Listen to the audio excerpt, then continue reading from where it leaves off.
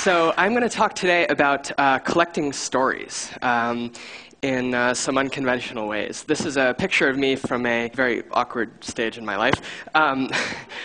You might enjoy the awkwardly tight cut-off pajama bottoms with balloons.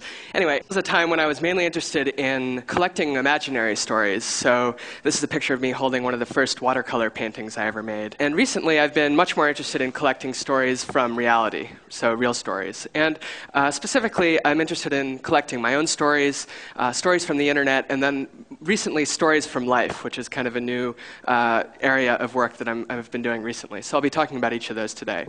So first of all, my own stories. These are two of my sketchbooks. I have many of these books, and I've been keeping them for about the last 8 or 9 years. They accompany me wherever I go in my life, and I fill them with all sorts of things, records of my lived experience. So watercolor paintings, drawings of what I see, dead flowers, dead insects, pasted ticket stubs, rusting coins, business cards, writings. And in these books, you can find these short little glimpses of moments and experiences and people that I meet. And after keeping these books for a number of years, I started to become very interested in collecting not only my own personal artifacts, but also the artifacts of other people. So I started collecting found objects. This is a photograph I found lying in a gutter in New York City about 10 years ago. On the front, you can see the tattered black and white photo of a woman's face, and on the back it says, "To Judy, the girl with the Bill Bailey voice, have fun in whatever you do." And I really loved this idea of the partial glimpse into somebody's life, as opposed to knowing the whole story, just knowing a little bit of the story and then letting your own mind fill in the rest. And that idea of a partial glimpse is something that will come back in a lot of the work I'll be showing later today. So around this time, I was studying computer science at Princeton University, and I noticed that it was suddenly possible to collect these sorts of personal artifacts, not just from street corners, but also from the internet. And that suddenly people en masse were leaving scores and scores of digital footprints online that told stories of their private lives. Blog posts, photographs, thoughts, feelings, opinions, all of these things were being expressed by people online and leaving behind trails. So I started to write computer programs that study very, very large sets of these online footprints. One such project is about 1.5 years old. It's called We Feel Fine. This is a project that scans the world's newly posted blog entries every 2 or 3 minutes, searching for occurrences of the phrases I feel and I am feeling. And when it finds one of those phrases, it grabs the full sentence up to the period and also tries to identify demographic information about the author, so their gender, their age, their geographic location, and what the weather conditions were like when they wrote that sentence. It collects about 20,000 such sentences a day, and it's been running for about 1.5 years, having collected over 10.5 million feelings now. This is then how they're presented. These dots here represent some of the English-speaking world's feelings from the last few hours. Each dot being a single sentence stated by a single blogger. And the color of each dot corresponds to the type of feeling inside, so the bright ones are happy and the dark ones are sad. And the diameter of each dot corresponds to the length of the sentence inside, so the small ones are short and the bigger ones are longer. I feel fine with the body I'm in. There'll be no easy excuse for why I still feel uncomfortable being close to my boyfriend, from a 22-year-old in Japan. I got this on some trading locally, but really don't feel like screwing with wiring and crap. Also, some of the feelings contain photographs in the blog posts, and when that happens, these montage compositions are automatically created, which consist of the sentence and images being combined. And any of these can be opened up to reveal the sentence inside. I feel good. I feel rough now, and I probably gained 100,000 pounds, but it was worth it. I love how they were able to preserve most and everything that makes you feel close to nature. Butterflies, man-made forests, limestone caves, and hey, even a huge python. So the next movement is called Mobs. This provides a slightly more statistical look at things. This is showing the world's most common feelings overall right now, dominated by better, then bad, then good, then guilty, and so on. Weather causes the feelings to assume the physical traits of the weather they represent, so the sunny ones swirl around, the cloudy ones float along, the rainy ones fall down, and the snowy ones flutter to the ground. You can also stop a raindrop and open the feeling inside. Finally, location causes the feelings to move to their spots on a world map, giving you a sense of the geographic distribution. So I'll show you now some of my favorite montages from We Feel Fine. These are the images that are automatically constructed. I feel like I'm diagonally parked in a parallel universe. I've kissed numerous other boys, and it hasn't felt good. The kisses felt wrong, but kissing Lucas feels beautiful and almost spiritual. I can feel my cancer grow. I feel pretty. I feel skinny, but I'm not. I'm 23 and a recovering meth and heroin addict and feel absolutely blessed to still be alive. I can't wait to see them racing for the first time at Daytona next month because I feel the need for speed. I feel sassy. I feel so sexy in this new wig. As you can see, We Feel Fine collects very, very small-scale personal stories, sometimes stories as short as 2 or 3 words, so really even challenging the notion of what can be considered a story. And recently I've become interested in diving much more deeply into a single story, and that's led me to doing some work with the physical world, not with the internet, and only using the internet at the very last moment as a presentation medium. So these are some newer projects that actually aren't even launched publicly yet. The first such one is called The Whale Hunt. Last May I spent 9 days living up in Barrow, Alaska, the northernmost settlement in the United States, with a family of Inupiat Eskimos, documenting their annual spring whale hunt. This is the whaling camp here. We're about 6 miles from shore, camping on 5.5 feet of thick frozen pack ice. And that water that you see there is the open lead. And through that lead, bowhead whales migrate north each springtime. And the Eskimo community basically camps out on the edge of the ice here, waits for a whale to come close enough to attack, and when it does, it throws a harpoon at it and then hauls the whale up onto the ice and cuts it up. And that would provide the community's food supply for a long time. So I went up there and I lived with these guys out in their whaling camp here and photographed the entire experience, beginning with the taxi ride to Newark Airport in New York and ending with the butchering of the second whale 7.5 days later.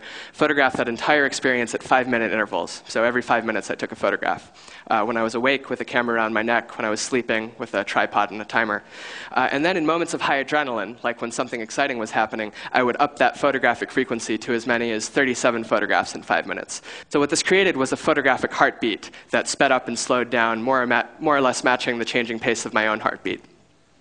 That was the first concept here. The second concept was to use this experience to think about the fundamental components of any story. What are the things that make up a story? So stories have characters, stories have concepts, stories take place in a certain area, they have contexts, they have colors, what do they look like? They have time, when did it take place? Dates, when did it occur? And in the case of the whale hunt, also this idea of an excitement level. The thing about stories, though, in most of the existing mediums that we're accustomed to, things like novels, radio, photographs, movies, even lectures like this one, we're very accustomed to this idea of the narrator, or the camera position, some kind of omniscient external body through whose eyes you see the story. And we're very used to this. But if you think about real life, it's not like that at all. I mean, in real life, things are much more nuanced and complex, and there's all of these overlapping stories intersecting and touching each other. And so I thought it would be interesting to build a framework to surface those types of stories. So in the case of the whale hunt, how could we extract something like the story of Simeon and Crawford involving the concepts of wildlife tools and blood, taking place on the Arctic Ocean, dominated by the color red, happening around 10 a.m. on May 3rd with an excitement level of high. So how extract this order of narrative from this larger story? I built a web interface for viewing the whale hunt that attempts to do just this. So these are all 3,214 pictures taken up there. This is my studio in Brooklyn. This is the Arctic Ocean and the butchering of the second whale 7 days later. You can start to see some of the story here told by color. So this red strip signifies the color of the wallpaper in the basement apartment where I was staying. And things go white as we move out onto the Arctic Ocean. The introduction of red down here when whales were being cut up.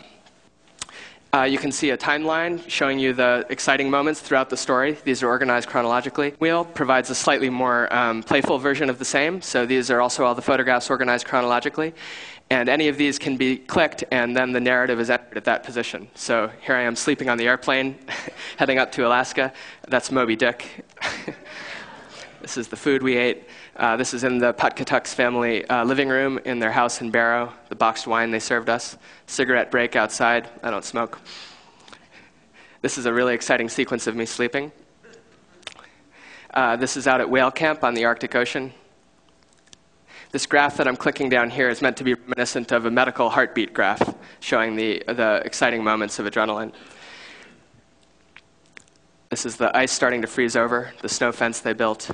And so what I'll show you now is the ability to pull out sub-stories. So here you see the cast. These are all of the people in the whale hunt and the 2 whales that were killed down here.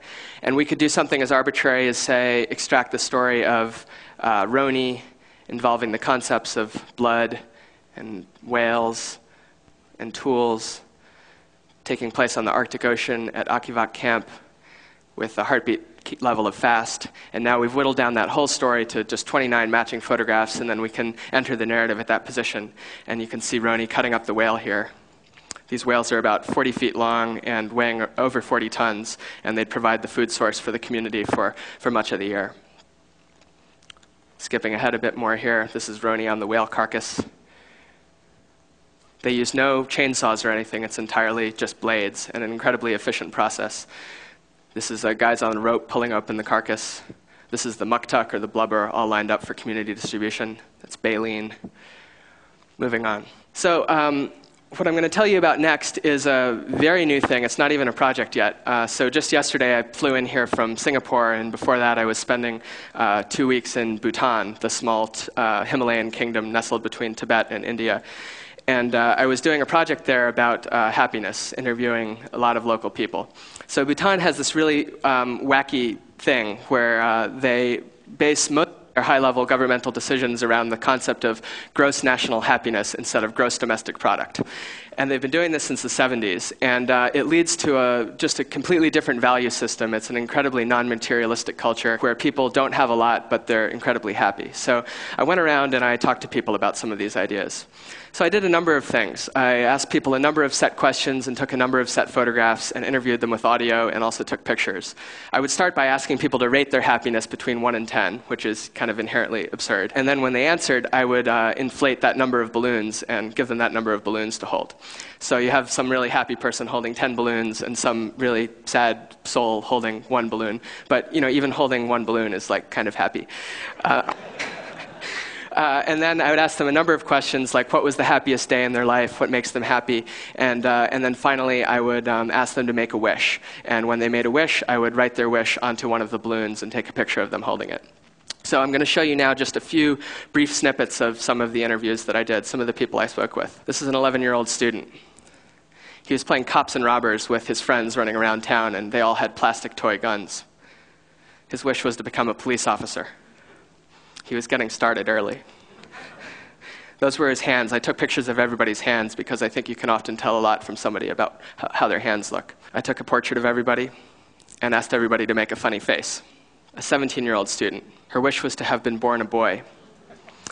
She thinks that women have a pretty tough go at things in Bhutan, and it's a lot easier if you're a boy.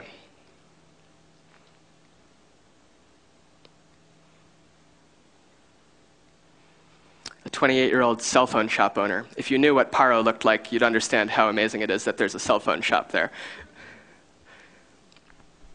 He wanted to help poor people.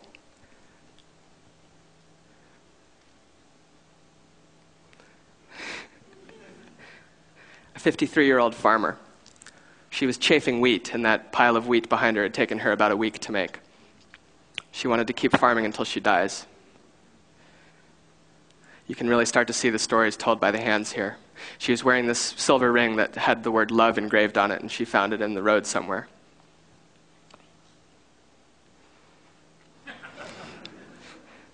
A 16-year-old quarry worker.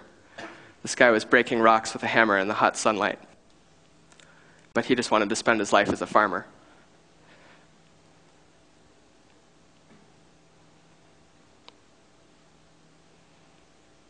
A 21-year-old monk. He was very happy.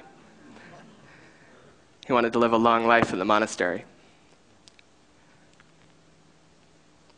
He had this amazing series of hairs growing up on the left side of his face, which I'm told is very good luck. He was kind of too shy to make a funny face. A 16-year-old student.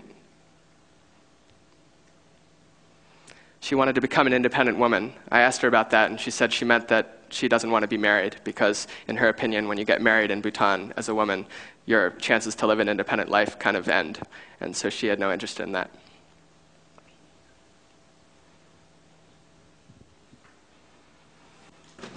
A 24-year-old truck driver. There are these terrifyingly huge Indian trucks that come careening around one-lane roads with two-lane traffic with 3,000-foot drop-offs right next to the road, and he was driving one of these trucks. But all he wanted was just to live a comfortable life like other people.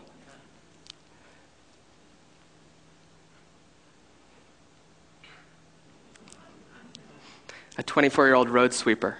I caught her on her lunch break. She'd built a little fire to keep warm right next to the road. Her wish was to marry someone with a car. She wanted a change in her life. She lives in a little workers' camp right next to the road, and she wanted a different lot on things.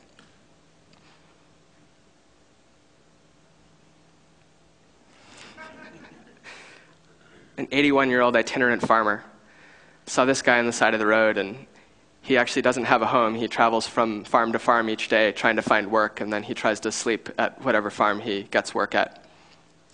So his wish was to come with me so that he had somewhere to live.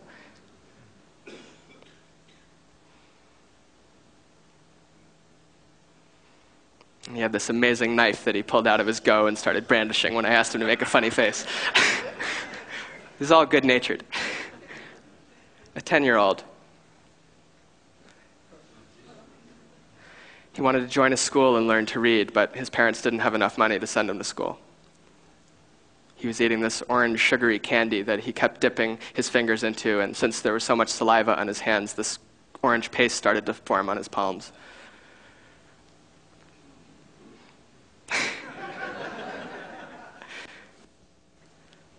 A 37-year-old road worker. One of the more touchy political subjects in Bhutan is the use of Indian cheap labor that they import from India to build the roads, and then they send these people home once the roads are built. So these guys were in a workers' gang mixing up asphalt one morning on the side of the highway. And his wish was to make some money and open a store.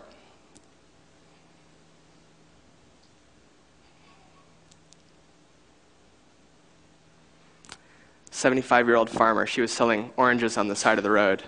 I asked her about a wish, and she said, maybe I'll live, maybe I'll die, but I don't have a wish.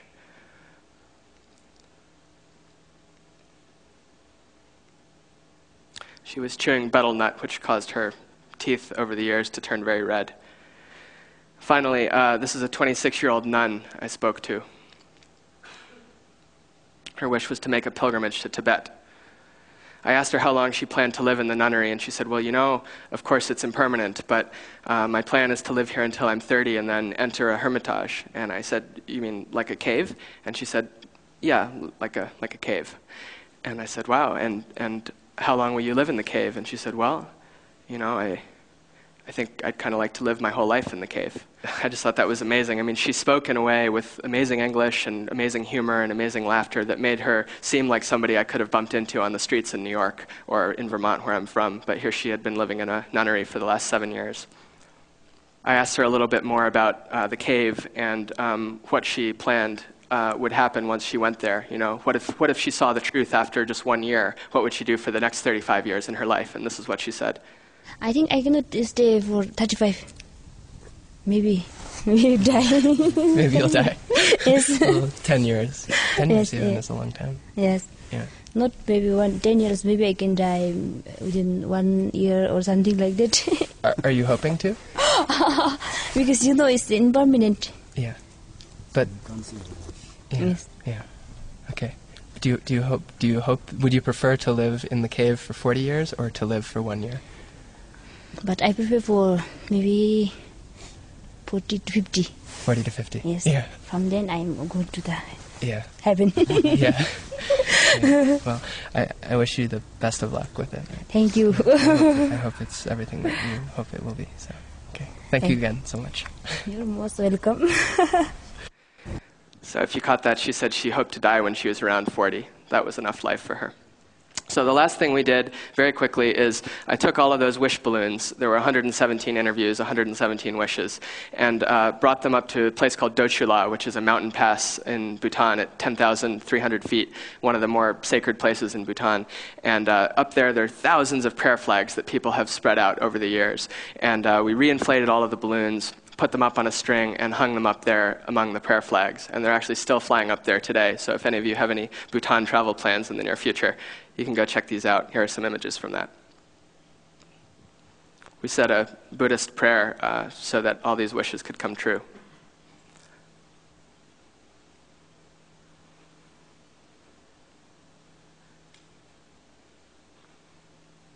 You can start to see some familiar balloons here. To make some money and open a store was the Indian road worker.